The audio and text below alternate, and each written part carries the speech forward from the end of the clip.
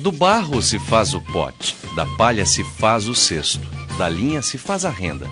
Com criatividade e imaginação, o brasileiro tece seu artesanato, expressão da nossa cultura, do nosso jeito de ser gente brasileira. Seja ela fala na comida ou na dança, no artesanato, cantoria ou na festança, seja na rua, na escola ou na feira, se vê a face dessa gente brasileira. Brasil, sua gente, essa mistura, uma mistura de primeira, é a gente brasileira.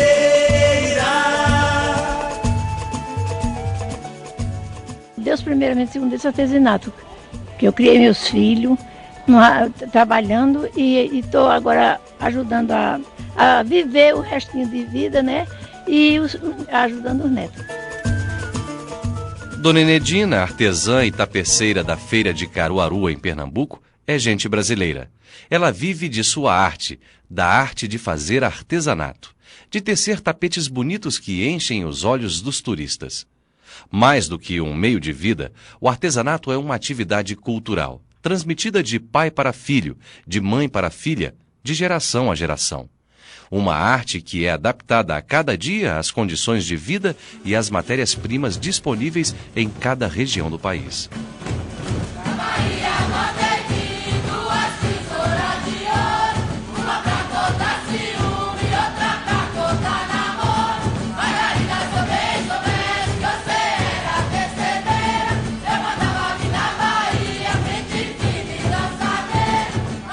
O brasileiro usa seu talento e arte para criar objetos decorativos, utensílios domésticos, redes, tapetes, roupas de cama e mesa e outros que atendam a alguma necessidade cotidiana.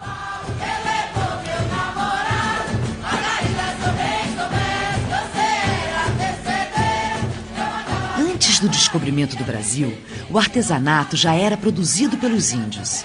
Eles aproveitavam a abundância de matérias-primas, como a carnaúba, a piaçaba e outras palmeiras encontradas nas matas, para fazer bolsas, cestos, esteiras e redes de uso doméstico.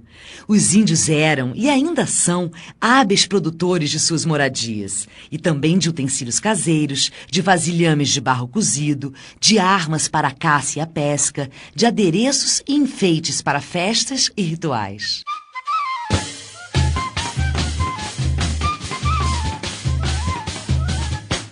Os índios também conheciam a arte de fazer instrumentos musicais. Um deles foi incorporado à nossa música, o pífano. É um instrumento de sopro feito de madeira, taquara ou bambu. Um tipo de flautim com furos ao longo do comprimento. João do Pífano, artesão e músico de Caruaru, fez desse instrumento o seu meio de vida. Segundo fazem meus avós e meus pais, passou para mim as palavras que o pífano foi criado pelos índios, né? É uma criação que vem dos índios. O pífano é uma raiz bem, é uma tradição bem forte porque vem dos índios, foi criado lá no mato o pífano.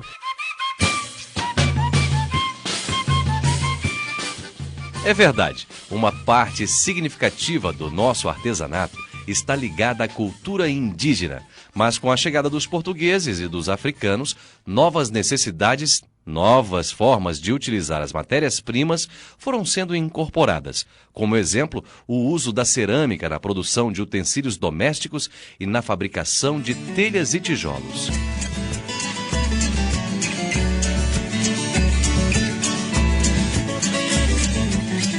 É interessante observar que nas olarias a divisão do trabalho é bastante marcada. Os homens são responsáveis pela fabricação de tijolos e telhas, e as mulheres de panelas e utensílios domésticos. No entanto, o barro pode unir toda uma família quando se trata de produzir peças e objetos de arte figurativa. A gente apanhamos barro bruto e quando ele está seco, a gente pilamos no pilão, peneiramos para tirar a pedra, a raiz e fica o barro macio, né, sem pedra. Somente molhar, amassar e está pronto. O ceramista Paulo Rodrigues Caboclo aprendeu a manejar o barro para criar os bonecos. Como outros artesãos de Caruaru, cidade de Pernambuco, ele é um dos continuadores da arte do ceramista figurativo Vitalino. Esse artesanato começou por Vitalino, né? Foi o primeiro que começou a arte figurativa em Barros, aqui no Nordeste, o mestre Vitalino. A arte figurativa é de figuras, peças, vamos dizer assim, como é o Retirantes, da bandinha de pífano, o trio de forró, é o trio nordestino, tudo que são figuras em barro, feitas em barro. Porque tem a arte figurativa e tem a arte utilitária, né, que são jarros, panelas.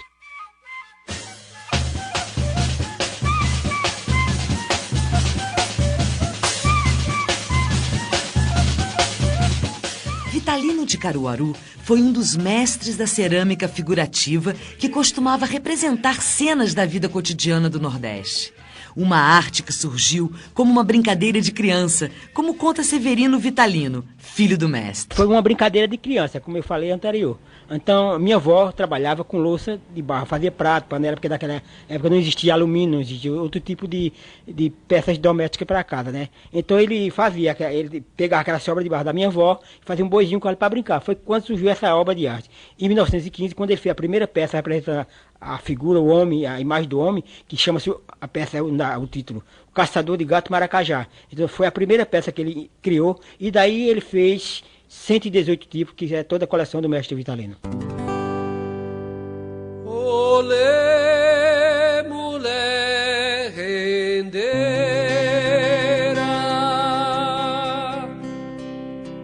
A mamãe dizia assim, você faz por tarefa, naquele tempo era tarefa, uma rendinha estreitinha. Aí botava, Fransquinho, você tem que fazer esse pedacinho aqui. Aí eu fazia. Às vezes a gente fazia, ela se juntava com muita gente, menina, brochote, assim, menina, assim, é a mulher rendeira, naquele tempo, faz muitos anos, eu esqueci. Olê, mulher rendeira, olê, mulher rendar, me ensine a fazer renda que eu te ensino a namorar. Dona Francisca Menezes é uma das inúmeras rendeiras do Ceará que mantém viva a arte herdada de suas mães e avós.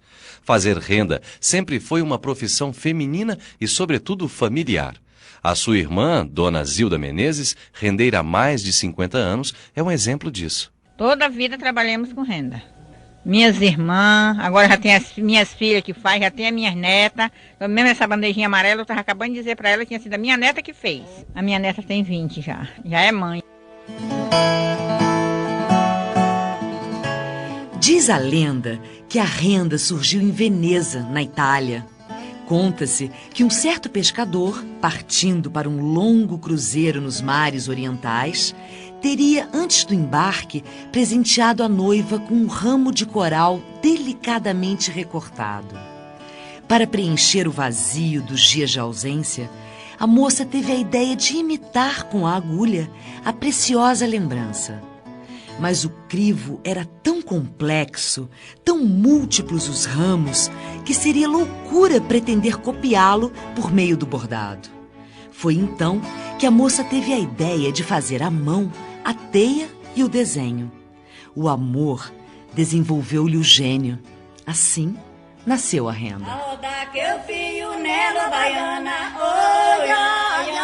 É só eu que ponho a mão, baiana, oi, ai, ai. Rendas, bonecos de barro, cestos de palha, tapetes e redes de tear. O artesanato brasileiro é rico e variado. E sobrevive ao tempo porque está sempre se renovando, sem perder de vista a tradição de estilos, das formas de preparar, de tratar as matérias-primas e as técnicas de fazer. Oi, ai, ai, outra de fundo barrigo, baiana, oi, ai, ai. O artesão evolui e acompanha as novas opções de materiais e necessidades que vão sendo impostas pelo uso dos objetos que cria. E a prova dessa evolução é que o artesanato consegue sobreviver em sociedades altamente industrializadas. Apesar de todas as dificuldades que a industrialização e a massificação de produtos e mercados impõem ao seu trabalho, o artesão segue na sua caminhada criativa.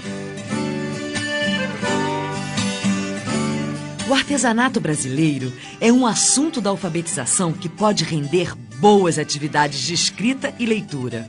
Procure descobrir, professor, se na sua turma existe algum artesão. Se houver, por que não organizar um espaço na escola para que ele mostre seus trabalhos ao grupo? Ele pode explicar todo o processo de obtenção e tratamento da matéria-prima e as formas de confecção das peças. E quem sabe possa também ensinar sua arte aos colegas.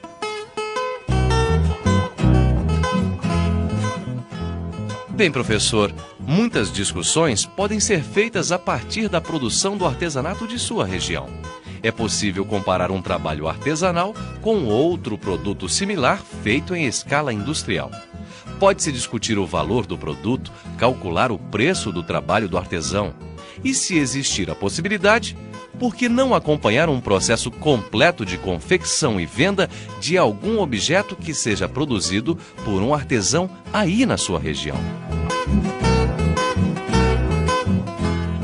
Seja qual for a ideia que você tenha, professor, lembre-se que todas as discussões podem ser registradas por escrito e que os textos produzidos vão depender do rumo que as discussões ganharem na sala de aula.